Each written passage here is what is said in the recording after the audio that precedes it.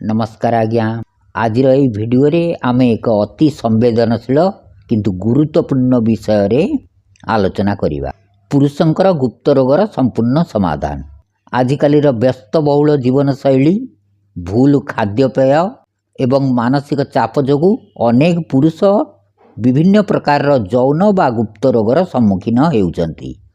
लज्जा हेतु अनेक लोक यही विषय रे काहाकु कहि पारंती नाही, जहा परवर्ती समय रे जटिल रूप धारण करे। आसंतु जानिबा एई रोग गुड़िक कौन एवं आयुर्वेदिक साहाय्य रे यार समाधान किपरि करि परिबा। मुख्य गुप्त रोग एवं सेगुड़िकर विवरणी। स्वप्न दोष। शोइथिबा अवस्थारे अजाणतरे बीर्य स्खलन हेबाकू स्वप्न दोष कुआ जाए। सप्ताह थरे बा दुई थर यह साधारण कथा, किंतु अधिक हेले शरीर रे दुर्बलता आसे एवं मुंड बुलेवा भली समस्या देखा दिए। ध्वजभंग, इरेक्टाइल डिसफंक्शन।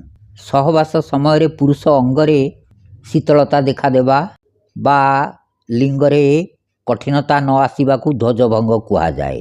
यह मुख्यतः शरीर रे रक्त संचालनर अभाव किंबा मानसिक दुश्चिंता जोगु मध्य होइथाए। शीघ्र पतन, प्रीमाचर एग्जाकुलेशन। संपर्क समय खूब शीघ्र बीर्य बाहरी जिबा, यह द्वारा दंपति मध्य असंतोष सृष्टि हुए। यह स्वाभाविक दुर्बलता जोगु होइथाए। यह स्नायुविक दुर्बलता जोगु होइथाए। इनफर्टिलिटी, नंपुसकता बा बंध्यादोष।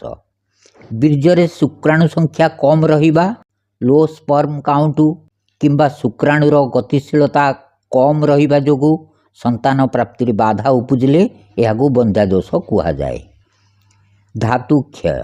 परिस्रा करिबा समय रे बा परे अजाणतरे धला रंगर धातु बाहरिबा, यह द्वारा अंटा बिंधा एवं शरीर क्षीण होइथा। घरोई चिकित्सा एवं व्यवहार विधि। आयुर्वेद रे किछि चमत्कारी जड़ीबूटी अछि जहाँ पुरुषत्व को वृद्धि करिबारे साहाय्य करे। अश्वगंधा। यार काम हैला यह शरीरर शक्ति वृद्धि करे, संभोग शक्ति वृद्धि करे एवं मानसिक चाप स्ट्रेस डिप्रेशन कमाए। यह टेस्टोस्टेरोन हार्मोन वृद्धि करिबारे सर्वोत्तम। खाइबा विधि। रातिरे शोइबा पूर्वरु 1 चामच अश्वगंधा चूर्ण को उषुम गाई क्षीर रे मिसाई सेवन करंती। शतावरी। यार काम हैला यह बीर्जर गुणवत्ता बढ़ाए एवं शरीर रे शीतलता प्रदान करे। धातु क्षय एवं स्वप्न दोष पाई यह बहुत लाभदायक। खाइबा विधि। अध चामच शतावरी चूर्ण को उषुम गाई क्षीर रे मिसाई एथिरे 1 चामच महू सहित दिन को 2 थर नहीं पारिबे। सफेद मुसुली। यह प्राकृतिक भाइग्रा भली काम करे एवं शारीरिक संपर्क समय बढ़ाइबारे साहाय्य करे। यह को उषुम गाई क्षीर रे मिसाई पीवा। रेडीमेड आयुर्वेदिक मेडिसिन भी औषध दुकान रे मिलुची। जदि आपण औषध दुकान रे बिक्री होउथिबा प्रस्तुत औषध व्यवहार करने को चाहती, तेबे बाजार रे किछि विश्वस्त आयुर्वेदिक औषध मिले, जेमति कि मकरध्वज बटी किंबा सिरप। यह शारीरिक दुर्बलता एवं ध्वजभंग पाई रामबाण सदृश्य। शिलाजित। यह शरीर को शक्ति प्रदान करे एवं शुक्राणु संख्या बढ़ाए। चंद्रप्रभा बटी। परिस्रा जनित समस्या एवं धातु क्षय रोकिबारे यह खूब सहायक। अश्वगंधा रिष्ट सिरप। यह पौरुष शक्ति वृद्धि करे।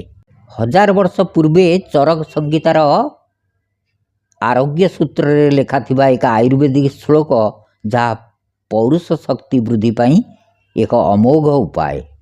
अश्वगंधा च शतावरी विदारी कंदमिष्यते क्षीर पाकेन सेव्यानि क्रमेधा विवर्धनम। यार अर्थ है क्षीर रे रंधा अश्वगंधा एवं शतावरी एवं विदारी कंद खाइबा द्वारा बीर्य एवं मानसिक शक्ति वृद्धि पाए। यह अकाल बीर्यपातन रे मध्य लाभदायक।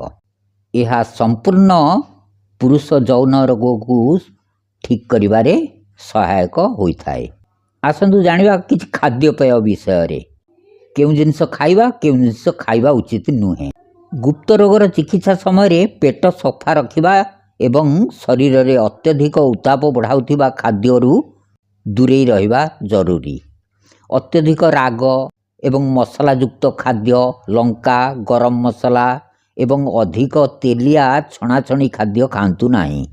यह शरीर में पीत दोष बढ़ाए जहाँ शीघ्र पतनर कारण होई पारे। आमिष खाद्य चिकित्सा चलता समय अधिक मांस, अंडा, माछ खाइबा कमांतु। खट्टा जातीय खाद्य, अधिक आचार, तेंतुली बा दही खाइबा द्वारा औषधर प्रभाव कमी पारे। निशा द्रव्य, मद्यपान, धूम्रपान एवं गुटखा, पान मसला संपूर्ण बारण करंतु। यह रक्त संचालन को बाधा प्राप्त करी ध्वजभंग समस्या बढ़ाई थाए। चा कॉफी दिन को 2 थरु अधिक चा किंबा कॉफी पियंतु नाही। कौन खाइले भल? सुकिला फल, ड्राई फ्रूट्स, आलमंड, अखरोट एवं खजुरी कोली यह बहुत लाभदायक।